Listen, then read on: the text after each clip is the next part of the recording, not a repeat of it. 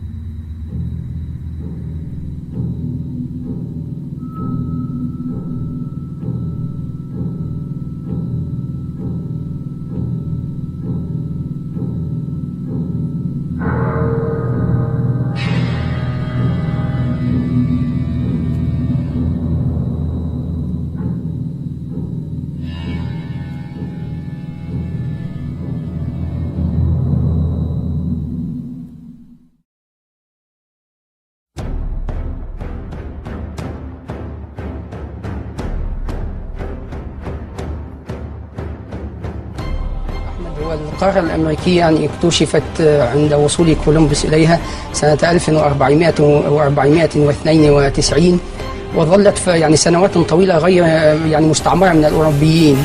والحقيقة أن يعني الفضل في استيطان القارة الأمريكية يعود ليس إلى الحكومات الأوروبية. يعني فكرة استيطان القارة الأمريكية البكر فكرة نبتت في ذهن الحركات السرية، وهي التي تتولد تطبيقها في الفعل. وكانت فلسفة طبعا الماسونية والحركات السرية التي هي جسم كبير متشعب في أوروبا وفي تاريخ الغرب يعني وفي حالة صراع مستديم مع سلطاته ومع القوى العقائدية والتاريخية والملكية فيه.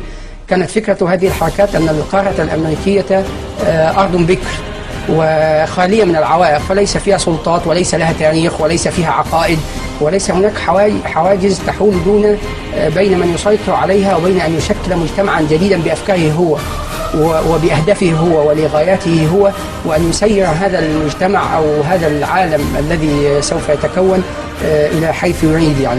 فيعني يختصر ذلك عبارة يعني تشيع في الأدبيات الماسونية، هي أنهم فطنوا إلى أن القارة الأمريكية هي التي ستحسم مصير العالم. من يسيطر على هذه الأرض البكر ويتمكن من إقامة عالم فيها بقواعده وقانونه ولغاياته هو الذي سيتمكن مع الوقت من السير بالعالم إلى ما يريد. فطبعا لا نريد الاستطراد في كلام النظري، لكن نقول تاريخيا أن أول عملية استيطان للقارة الأمريكية كانت سنة 1587. هذه المحاولة الرائدة والتي هي أول عملية استيطان تاريخية للقارة الأمريكية الذي قام بها وهو السير والتر راليج، كان أحد كبار أعضاء حركة الروزيكروشن، وهذه الحركة هي توأم الماسونية ولكنها أشياء أكثر منها انغلاقا وأكثر سرية وهكذا. We have before us the opportunity to forge for ourselves and for future generations a new world order, a world where the rule of law, not the law of the jungle, governs the conduct of nations. When we are successful, and we will be, we have a real chance at this new world order. Satan does have plans for a one-world government, and you have to control the money. Illuminized Masonic symbolism is all over America.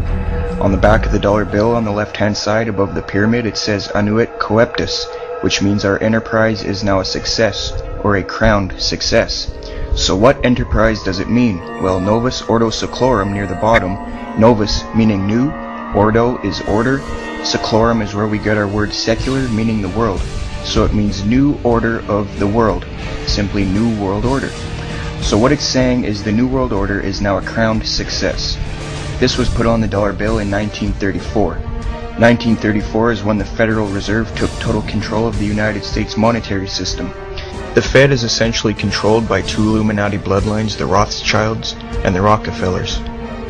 President Franklin D. Roosevelt, a 32nd degree Scottish Rite Mason, placed the seal on the dollar bill. Roosevelt was also in the Order of the Nobles of a mystic shrine known for its satanic rituals. The pyramid has 13 steps. In fact, the number 13 is on the bill everywhere. 13 leaves on the olive branch, 13 berries, 13 stripes on the shield, 13 arrows, 13 stars, 13 letters on E pluribus unum, and 13 letters in Annuit Coeptus. Now some people believe 13 is on the bill due to the 13 colonies, but dig a little bit deeper and you'll find the real answer.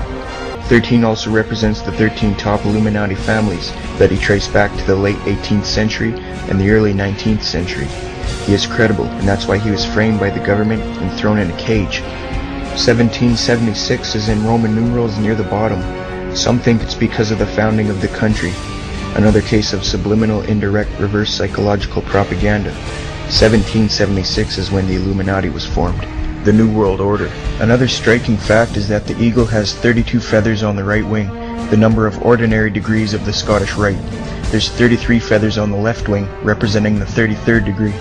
The tail has 9 feathers, which represents the 9th degree of the York Rite. The eagle itself is a prominent icon in Masonry, extensively used in the Scottish Rite.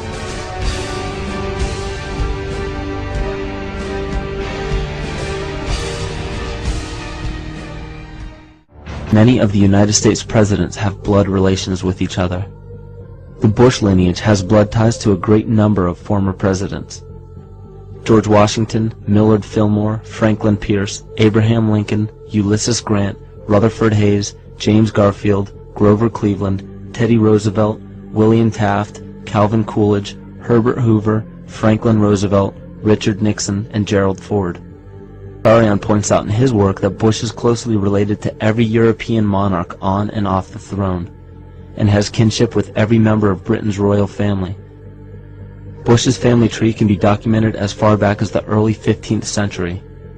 He has a direct descent from Henry III and from Henry VIII's sister Mary Tudor. He is also descended from Charles II of England. And we also find that George W. Bush is a direct descendant of Godfrey the Bullion. Godfrey was the first king of Jerusalem after he recaptured it from the Saracens, which was the name for the Islamic faith during the Middle Ages. It is interesting to note that the current occupation of the United States in the Middle East was re-established by the same family, George Bush Sr. in 1991, and again by George Bush Jr. in 2003. George Bush Jr. is then found to be a cousin to both opposing candidates of his 2 terms in office, Al Gore and John Kerry. Democratic President Barack Obama also has blood ties with George W. Bush, as well as Gerald Ford, Lyndon Johnson, Harry Truman, James Madison, and the British Prime Minister Sir Winston Churchill. On the opposing side of the 2008 presidential ballot, John McCain is descended from Robert the Bruce, King William I of Scotland, and also Godfrey the Bullion. In either of those first two books, though, who knew you and Dick Cheney cousins? You know, listen, I don't think I'm going to the family reunion. I don't know how I'll be greeted. We all know his father, but what about his cousins? A heartbeat away from the presidency is actually a blood relation. He's President Bush's 9th cousin once removed.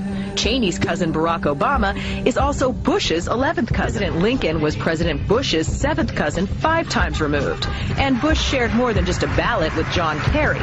That's right, they're 9th cousins twice removed.